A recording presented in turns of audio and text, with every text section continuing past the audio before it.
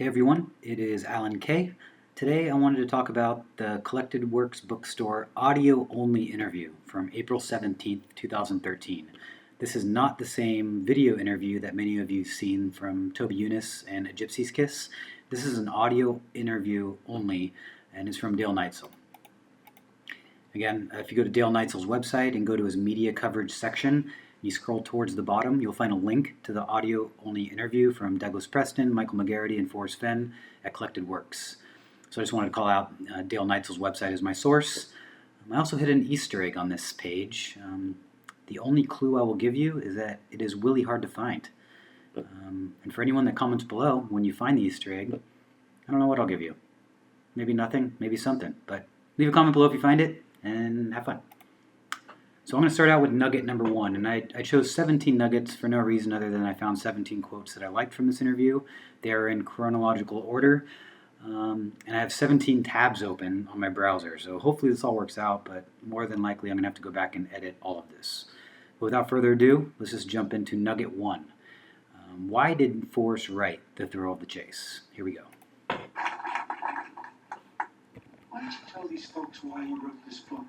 When you and I met on Monday, you had 3 reasons that you explained that prompted the motivation behind The Thrill of the Chase. Why don't you let these people in on those? Well, I had a lady ask me that question one time. She said, Mr. Fenn, who's your audience for this book? I said, my audience is every redneck in Texas that lost his job, has a wife and 12 kids, and doesn't know what to do with his time, but he likes adventure. I said, put the gas in the truck, get your sleeping bag, and strike the trail. That's who I wrote the book for, and that's my chest is fan. I hope it'll be somebody like that. So again, he's said this many times before, but he said his audience is every redneck in Texas that lost his job, has a wife and 12 kids. He wants them to put gas in the truck, grab their sleeping bag, which implies an overnight stay, and strike the trail. He does not say this book was written for the people of New Mexico to go camping or hiking into the hills in their backyard. This is for a redneck in Texas that lost his job and is going to make a long-distance trip halfway across the country and spend several days looking for this treasure chest. That's who he wants his chest found by.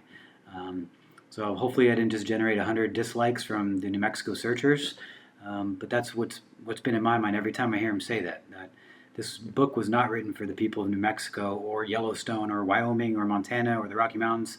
It was written for someone just like him and his family from Texas. So I just wanted to call that out. Again, it's not a groundbreaking quote, but it's my perspective on what he means by that. Nugget number 2. Again, this isn't the first time he said that he never said the chest was buried, and in fact, he has said the chest was buried. But I wanted to call it this quote because I think it's interesting how he transitions to something different right after he says it. So let me just play the quote and then comment.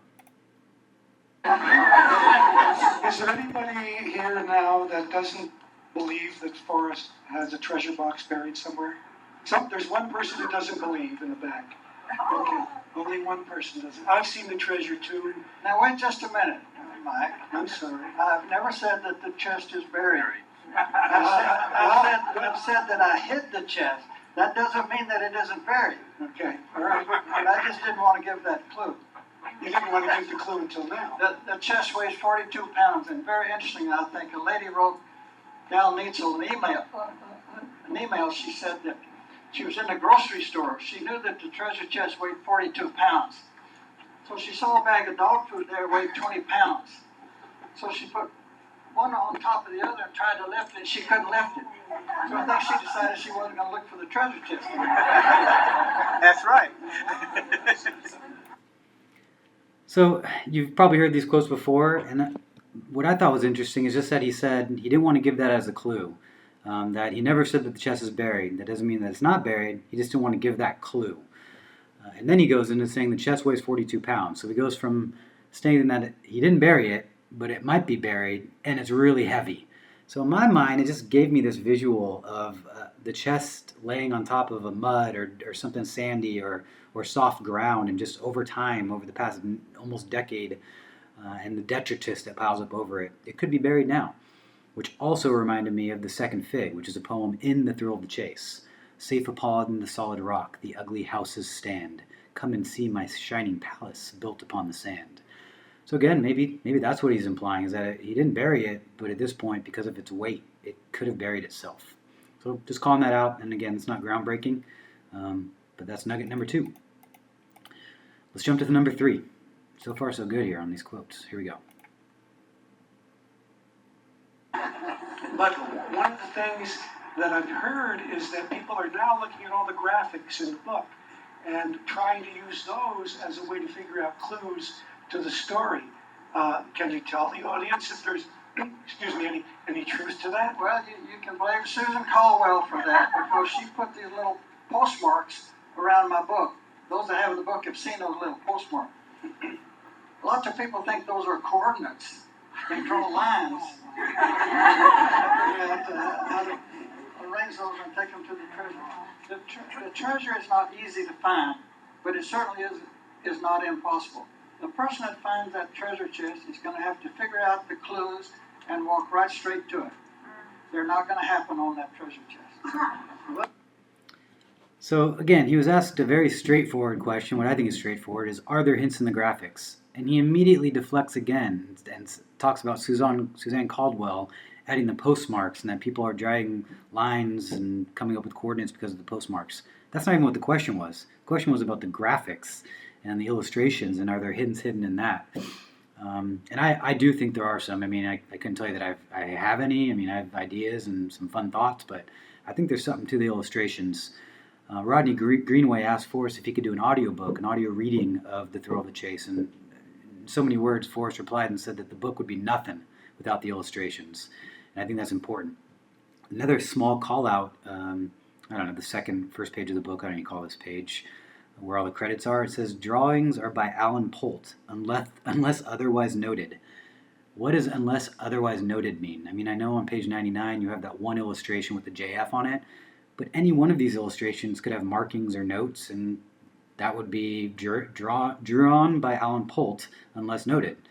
So I just think there might be something with the illustrations that Forrest is not letting on. I mean, I don't think Alan Polt knows that there's any hints in there, but I think that all of these illustrations were kind of coached by Forrest, and some of these are from Norman Rockwell, mimics.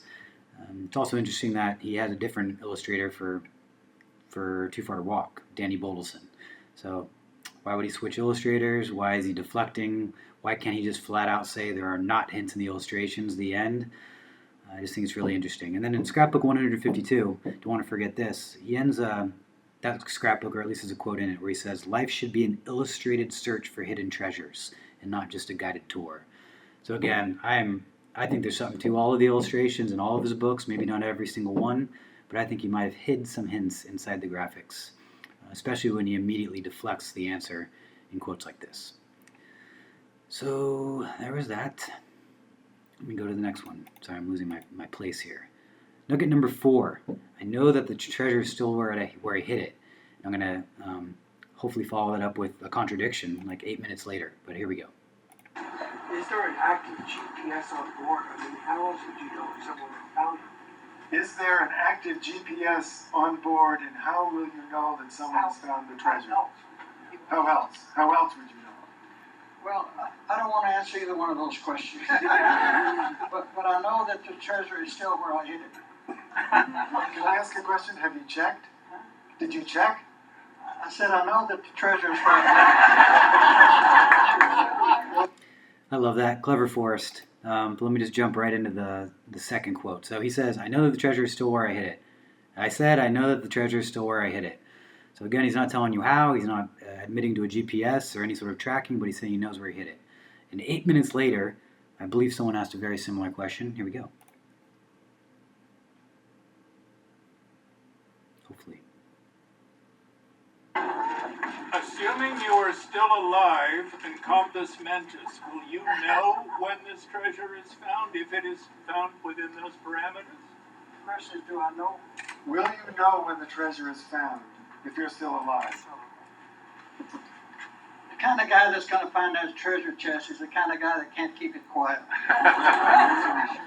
But there's no way to know. Somebody could find a treasure chest and everybody goes searching for the next 1,000 years. I can't say positively that I will know when somebody finds it. I think I will. That right there seems like the most honest answer I've heard him give to this question. He cannot say positively that he will know when someone finds it, but he thinks he will. Whether that's based on human nature or an IOU or something in the box, I think he's relying on that. I don't think there's any technical way of him to know for sure that the treasure's still there. He doesn't have a camera on it. He isn't going out and checking on it. I think it's human nature that he's relying on. So those were, nothing groundbreaking there. I just wanted to call out those, and I'm leaning more towards the second one, that he actually will not know if someone finds it unless they tell him. So, nugget number 6. This is just fun. Where did you buy the chest? So I know there's been a lot of recent chatter about this whole Detroit casket or box or whatever you want to call it. And people are saying, oh, wow, maybe he has 2 chests, or I'm not even sure. Maybe he made the chest and maybe it's a knockoff. He has said many times that he bought it from a museum director. Anyways, I'm gonna go to the quote. I don't want to butcher his words here. Most of the other things that I have. Oh. I have a question over here. Where did you buy the chest and when? Where did you buy the chest and when? And do you have a receipt? And can she see it? I went into Walmart and I bought it from a museum director.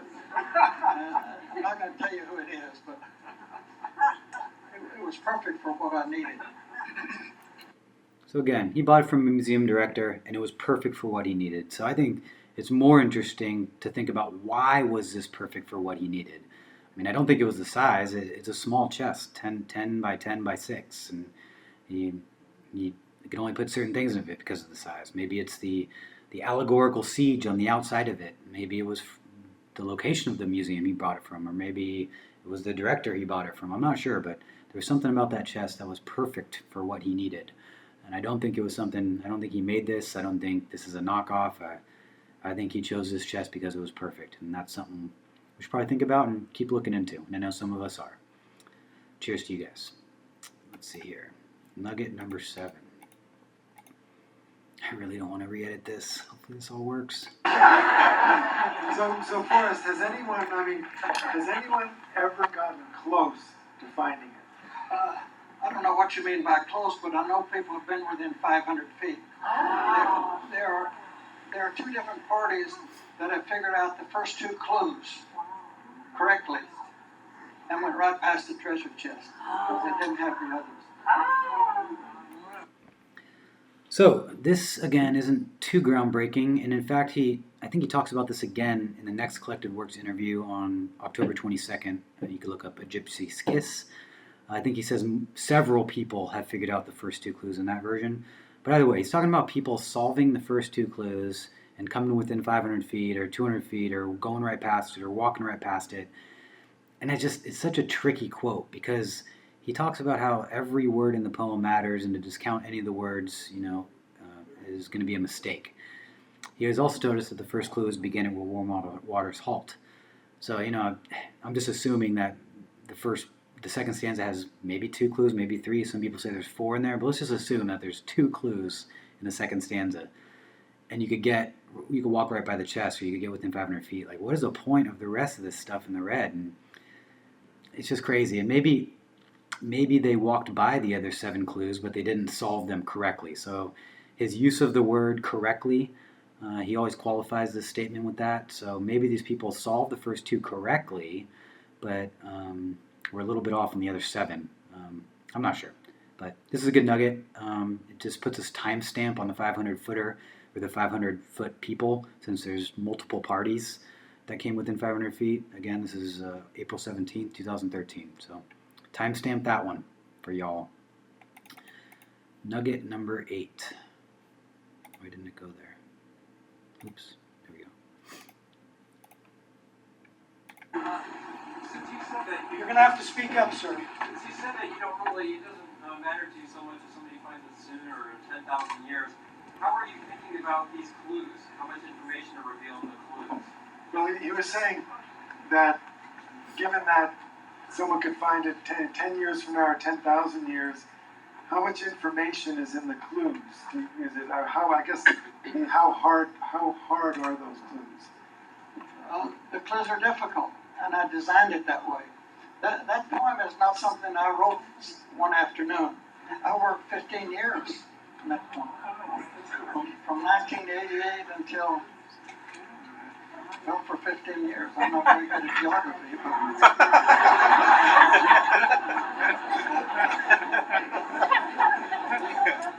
tell people that I didn't really write that poem. I crafted it, and I changed it. I changed it continuously for a long time. So again, we've heard a lot of this before. The 15 years quote from 1988 when he got cancer. I love that. I'm not very good at geography. What a funny man. But he says he changed it continuously for a long time, 15 years or 17 years or whatever it was. But again, he contradicts that in 2016 when he says, I could have written the poem before he had the treasure chest, but I didn't. So did he have the chest in 1987? That wouldn't have made sense. So I'm only flagging this because it's just one of the many contradictions. I don't think the chronology of when he hid the chest versus when he wrote the poem or when he completed the poem, I don't think that helps you find the chest. But I like putting together these timelines and time stamping things and measuring where his inconsistencies and contradictions came in. So nugget number 8, there you go.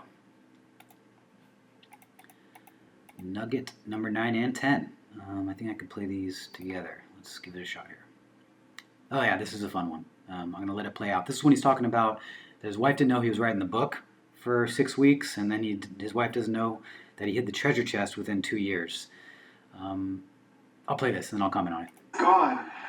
Let me say something about that. I hope my wife isn't listening.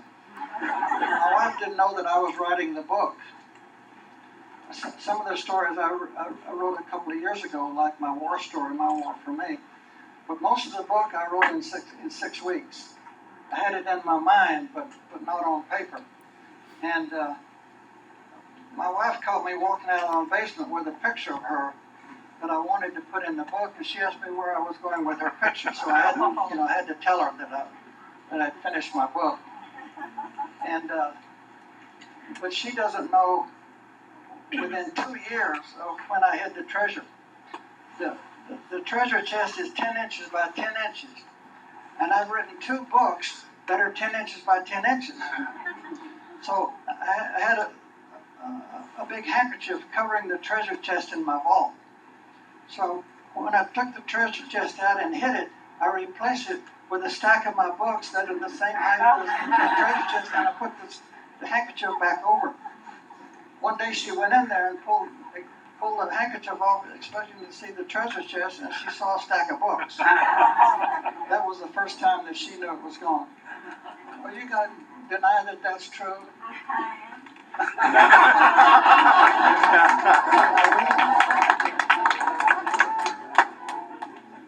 All right, we got the final word on that one, didn't we? All right, so this one is interesting to me because it's another argument for where he hid the treasure.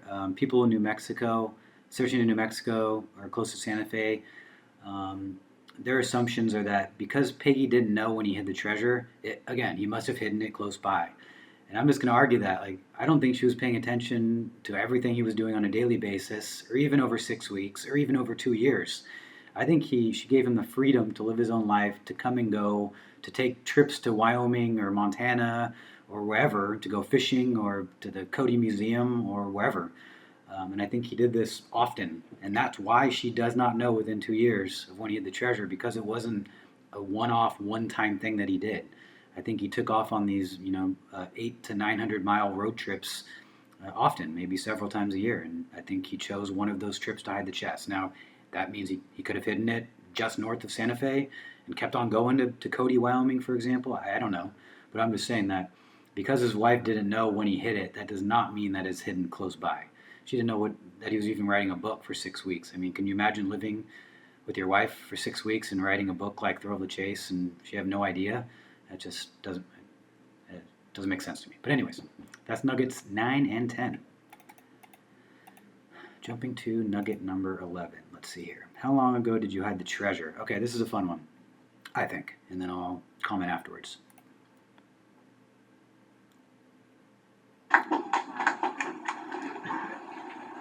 long ago did you hide the treasure? How long ago did you hide the treasure? How long ago did you hide the treasure? April the 14th, 1946. Well, it was, I don't know, 3 or 4 years ago. Okay, so quickly, the real answer is 3 to 4 years ago. So if this was April 2013, again, he's right in that 2009, 2010 range. So pretty consistent there. I'm not a believer in the whole 2003 hidden treasure thing. So 2009, 2010 makes sense. But why did he say April the 14th, 1946? And I couldn't tell who that was in the audience that was shocked to hear that. Could have been Peggy. But if you go to Terry Scan and search 1946, there's a couple things happened. One, this was the year he, quote unquote, was courting Peggy. When he got the bullet from Atlanta, Georgia, and I think he was first dating Peggy. I don't know where they were dating, if it was in Texas or what, if it was over the summer, but 1946 is when he started courting Peggy. He also mentions that he specifically remembers coming home from Yellowstone with Coach Concy in 1946 when they dropped the atomic bomb on Hiroshima. But as most of us know, that was 1945. So was that an intentional error on the year? Is 1946 extremely important to him for some reason? Is this the anniversary of he and Peggy's dating? 1946 would also make him 16, and that could also be a nod to when he and Donnie went looking for Lewis and Clark. So maybe something happened, again, the summer of 16 or when he was 16 years old. And maybe that's part of it. But anyways, he was really quick to respond with that date. So I'm going to flag that date for anyone that hadn't heard that before, even though I really do think, obviously, it was 2009 and 2010. So there's nugget number 11. Nugget number 12. Did you already know where you were going to put the treasure? At the time you wrote the poem, did you know where you were going to put the treasure? Sure. Absolutely. And that never changed. So that was the first decision you made, was where it would go. The first decision you made about this treasure was where it was going to go. You knew where it was going to go. That had to come first. Again, I think many people have commented and discussed this. I'm just trying to figure out how to phrase this. So I don't think that he would have chosen an area that became important to him later in life. I feel like from 1988 on, he knew immediately where he was going to hide it. And I think it has to go all the way back to his childhood and those road trips and his family and fishing and all of that. I think that's why he knew exactly where he was going to hide it from the get-go. I don't think he thought about public or private lands or national parks or national forests and legalities and all of that. I think that came into play once he really had to start, working through the poem and logistics. But I think the spot was already cemented into his brain, and maybe he has always wanted to die there, and cancer was just kind of sparked that fire to go hide his treasure there.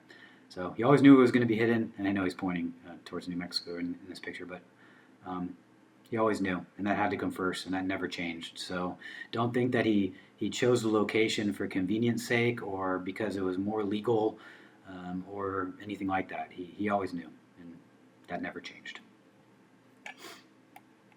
Okay, nugget number 13. So, was this a place that you, the place that you chose to put the treasure? Was it some place that you thought was just very beautiful and you wanted, just opened your heart and you thought this was, it inspired you to put the treasure? Madam, I could walk right straight back to that treasure. It's in a very special place. Yeah. To answer your question, yes. So I just chose this one because he's talking about walking right straight back to the treasure. I think this is the second time he uses that phrase in this interview, but he always talks about walking straight back to it. And it might just be just the way that he phrases it, but maybe it is a direct straight route from where he parked his car, or as some of you think, where he parked his horse or his bicycle or his ATV or tricycle. But either way, maybe when he got out or put in, it's a straight shot there. The other thing I'll flag is that he was 83 when he said this. So at 83 years old, he could still walk straight back to that treasure. This is a picture of him at his San Lazaro, at his pueblo. But just wanted to call that out. In 2013, he could walk straight back to that treasure at age 83. Okay, nugget number 14.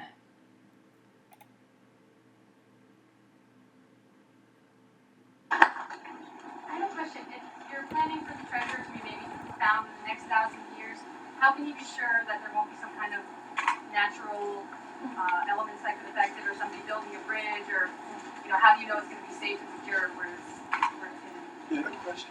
Yeah, how do you know that the treasure is going to be safe and secure or where it's hidden for the next 1,000 years? And somebody might not build a bridge or dig, or some natural event might occur that might expose it?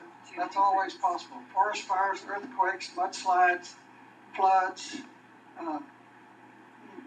What you see is what you get. We have no control over that, but I think the aura of it will always be there. It's not likely, but it certainly could happen. Okay. I love this quote just because he implies that the treasure could be destroyed. I joke about the Yellowstone caldera erupting and melting this thing into a puddle. But he's just talking about forest fires, earthquakes, mudslides, and floods, and that he thinks the aura of the treasure will always be there. But I'm flagging this one because if your search area looks like the desert and there isn't water, and there isn't mud around, and there aren't forests to catch fire, and it isn't near a fault line or has had an earthquake in the past 20 years, you're in the wrong spot. Because he's saying that the treasure could be affected by any one of these natural events. So you should be looking at places that look more like this. Well, not while it's burning on fire, but there's water, there's hills. These are going to be mudslides. There's obviously forest fires. And something that looks more like the desert, it's not going to fly. So he thinks the treasure will be safe for the next 1,000 years, but it could be impacted by any of these natural disasters or phenomenon. Okay. Nugget 15, almost done here. Let's go. Well, the question is that there are a lot of people, adults looking for the treasure. You got professional treasure hunters, maybe archaeologists and others. But how can you encourage kids to think that they might actually find it, to get out there and look for it? I don't think it's to me. It's not as much encourage them to go look for the treasure. Let's encourage them to get out of the house, get out of the game room, experience. I got an email from a. Okay, I'm going to cut him off there. Sorry, Forrest, for interrupting. So, certain people are avoiding certain locations because maybe they're too dangerous for kids. And I know Forrest jokes about like a 3-year-old would need help getting to the treasure chest. I did an entire video on Forrest's perception of the word dangerous, but I think he captures it pretty nicely here. That he's not saying that the kids are really going to go out there and find the chest, or that they're more likely to find the chest. But one of the goals of this entire chase, of him writing the book, of him telling the story and hiding the chest, is to get kids out of their house. It probably means getting the moms and dads out of the house to bring the kids with them, but he wants the kids out of the house. He basically just answers it like that. It's not encouraging them to go find the treasure. It's encouraging them to get out of the house and experience nature. Smell the sunshine, I think, is the way he likes to put it. So that's my nugget 15, is that just because a 3, 5, 10-year-old child can't reach a certain search area, or maybe it's a little too dangerous for them to go venturing out alone, that doesn't necessarily mean you're in the wrong spot. So there you go, nugget 15. Nugget number 16. Here we go. If you're serious about looking for the treasure, read the book. And then go back and read the poem 8, 10, 12, 15 times. And then go back and read the book again slowly, looking for hints in the book that are going to help you solve clues in the poem. All right. This one probably just rubbed every poem purist the wrong way, except for the 15 poems in the middle. Might have got you a little excited. But I am all about this. I've read the book dozens of times. I've read the poem 40 billion times. I have it memorized like everyone else here. But I think the key is this cycle. Keep doing both. Keep looking for words in the poem that maybe there's a simile or a synonym or a metaphor in the book that is going to spark a new thought about a clue in the poem. So I 100% agree with this strategy, especially because Forrest flat out says if you're serious about looking for the treasure, this is exactly what you need to do. And if you're not going back and reading the book, or you are only focused on the poem, you're not going to find it, or you are less likely to find it than someone that is following his process, his recommended process. So that's Sweet 16, and this is what I try to do on a daily, weekly basis. And here is the final, number 17. Here we go. Here we go. Of course, the last one isn't working. Okay, What here was we go. your favorite hiking area that